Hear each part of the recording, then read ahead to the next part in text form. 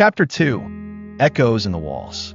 Eli's world was built on silence. Not peaceful silence, the heavy, echoing kind that settles in the cracks of forgotten things. Their house was old, its walls thin and worn, the kind where you could hear every argument, every laugh, every door slam. And for Eli, every sound was a reminder of the world he wasn't a part of. Each evening, as the sun dipped behind the rooftops and the house filled with life, Eli found himself in the hallway, crouched beside the wall nearest the kitchen. He listened to his siblings laugh about school, friends, crushes, things he couldn't contribute to, things they never asked him about. His name rarely came up, and when it did, it was with annoyance or absent-mindedness. Where's Eli? Probably off fixing his toy robots or something. Well, tell him not to mess with my charger again. His brothers and sisters were now teenagers, some already with part-time jobs, others dreaming aloud of college and moving to the city. The gap between them and Eli stretched wider with each passing month. Their interests matured, their faces changed, and their stories grew in complexity. But Eli stayed still a child, still 5 years behind, still the wrong fit for their puzzle. The only constant was the house, and the walls, and the things said behind them. Eli's father came home late now, dragging his feet, his back bent slightly from the construction job. His mother, tired and distracted, would make small talk, but their conversations were filled with stress.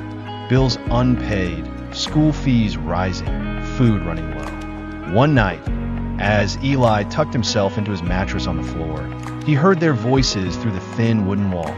"We were done," his mother said quietly. 3 kids, that was the plan. Then came him. "It's not like we can undo it," his father muttered.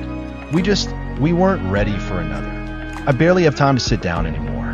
Eli's breath caught. He lay still, his arms rigid at his sides. They were talking about him.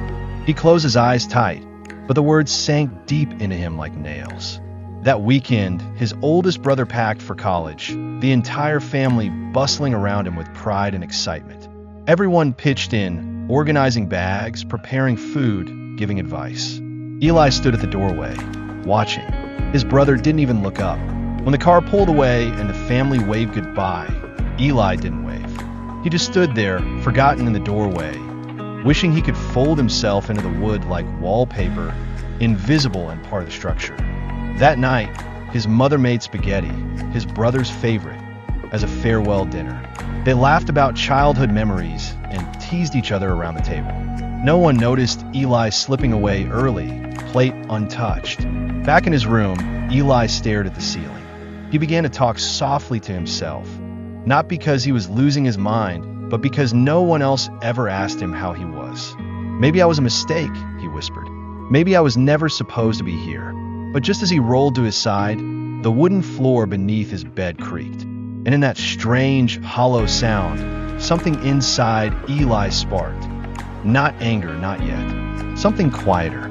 A feeling that maybe, just maybe, the walls weren't just echoing pain. Maybe they were listening. And maybe, someday, they'd echo back his name.